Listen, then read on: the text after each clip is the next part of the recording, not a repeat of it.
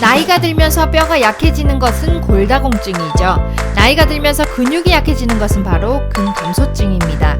근테크, 근저축과 같은 표현으로 근육량이 줄어드는 것의 심각성을 아주 많은 분들이 느끼고 있습니다. 근육에 대한 관심과 더불어 단백질에 대한 문의도 많은데요. 올바른 단백질을 섭취하는 방법도 함께 알려드릴게요. 어르신들은 기력이 없고 힘이 없다 하는 말씀을 자주 하시는데요. 이것은 노화의 과정에서 자연스러운 현상이지만 근력이 급격하게 감소해서 일상생활에 아주 큰 불편을 겪게 되면 질병으로 진단받을 수 있습니다. 65세 이상 인구 4명 중 1명은 근감소증으로 고통을 받고 있는 것으로 나타나는데요.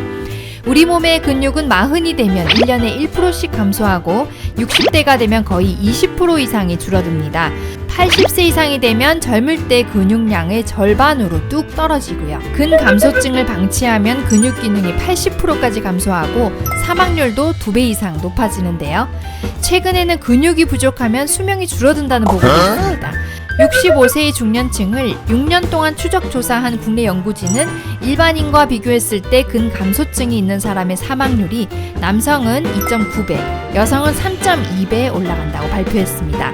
이뿐만 아닙니다. 근감소증은 정상인에 비해 낙상할 확률이 2.5배가 높고 당뇨 위험이 4배까지 높아집니다. 신경 조직이 감소되고 뇌가 수축돼서 치매에 걸릴 확률이 높아지고요. 심혈관 질환에 걸릴 확률이 큰 폭으로 상승하고 지방간을 생기게 합니다. 또한 근육이 없어서 뼈에 자극을 주지 못하는데 이것이 골다공증을 가속화시키고 뼈에 스트레스가 많이 가고 허리 관절에 무리가 가서 허리 디스크에 문제가 생기게 됩니다. 근감소증이 진행되면 움직임이 둔해지고 걸음걸이가 느려집니다. 의심이 되는 분은 자가진단 설문지를 먼저 작성해 보시길 바랍니다. 설문지는 근력, 보행보조, 의자에서 일어서기, 계단 오르기, 낙상의 5문항으로 되어 있습니다. 천천히 체크해 보시고 점수를 합산했을 때 4점 이상이라면 근감소증을 의심할 수 있으므로 전문의와 상의하셔야 합니다. 근감소증의 가장 직접적인 원인은 노화입니다. 나이가 들면서 성장 호르몬, 남성 호르몬, 여성 호르몬, 코르티졸 호르몬 같은 각종 호르몬이 적게 생산되고 이 밸런스가 깨지면서 근육이 약해지게 되는 것입니다. 단백질과 비타민 D가 부족하면 근감소증이 옵니다. 자세한 설명은 뒤에서 하겠습니다. 운동을 하지 않으면 근육이 만들어지지 않기 때문에 근감소증이 옵니다. 그리고 만성염증, 산화 스트레스 등에 의해서도 근감소증이 옵니다. 몸속의 과도한 당분도 근감소증의 원인이 됩니다. 근육은 혈액송의 당을 흡수해서 에너지원으로 사용하기도 하고 근육의 당을 저장해서 에너지가 부족할 때 영양분으로 꺼내 쓰기도 합니다. 즉 근육은 당의 저장 창고라고 보시면 되는데요. 근육이 부족하면 당의 저장고가 부족해서 혈액 속에 당이 떠돌게 됩니다. 이 때문에 당뇨가 올 확률이 4배까지 올라갑니다. 또한 역으로 70대 이후 당뇨병이 있으신 분은 없는 분에 비해서 근감소증이 현저하게 올라가는 것으로 밝혀졌습니다. 근육을 늘리기 위해서는 단백질 섭취가 필수적인데요. 그러면 하루에 필요한 단백질 양은 얼마나 될까요? 본인의 몸무게에서 킬로그램 대신에 그램으로 바꾸시면 단백질 권장 섭취량이 됩니다. 예를 들면 몸무게가 60kg다 하시면 60g의 단백질을 드셔야 됩니다. 60g이면 어느 정도 될까요? 두부 한 모에 들어있는 단백질이 30g 정도 되니까 하루에 두부 2모를 매일같이 드셔야 되겠네요. 쉽지 않죠? 그래서 단백질을 보충제로 드시는 분도 많습니다. 단백질 보충제를 선택하실 때는 콩을 발효시킨 식물성 단백질을 선택하시는 게 좋은데요. 근육을 만들려면 단백질, 특히 류신이라는 아미노산이 꼭 필요합니다. 그런데 콩을 발효시키면 류신이 28배 정도 증가하는 것으로 밝혀졌습니다. 동물성 단백질은 식물성 단백질에 비해 소화 흡수율은 높지만 다량의 콜레스테롤과 포화지방을 함께 섭취하기 때문에 심혈관계 질환의 위험이 될 수도 있죠. 때문에 식물성 단백질을 드시는 게 좋습니다.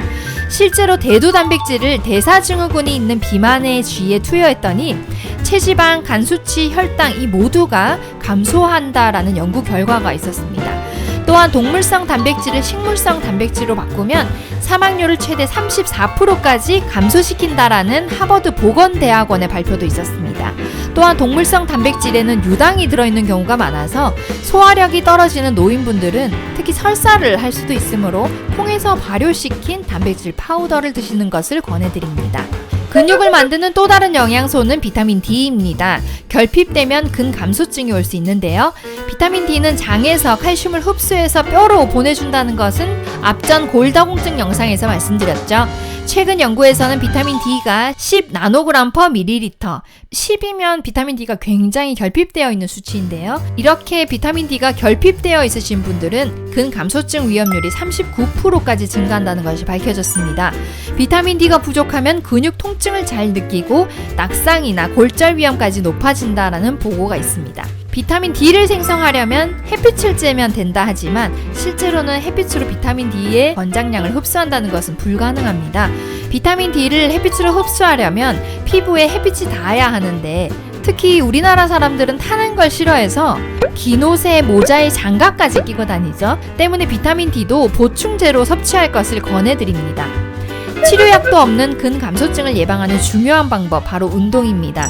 실제로 근감소증은 엉덩이 근육이나 넓적다리 근육과 같이 큰 근육에서 빨리 소실되기 때문에 하체 위주의 운동을 하실 필요가 있습니다. 걷기 운동을 많이 하는 것은 실제로 별 도움이 되지 않고요. 근력 운동을 해야만 근육이 생깁니다. 그리고 운동 후에 몸이 근력을 만들려고 하는데 재료가 없으면 안 되겠죠? 운동 직후에 단백질을 섭취하는 것도 아주 중요합니다. 근감소증은 단순히 근력이 떨어지는 문제가 아닙니다. 근감소증이 진행되면 거동이 불편해져서 혼자 생활하는 것이 불가능하게 되죠. 때문에 요양병원으로 많이들 가십니다. 나이가 들면 꼭 관리를 하셔야 되는 것이 바로 근육과 뼈입니다.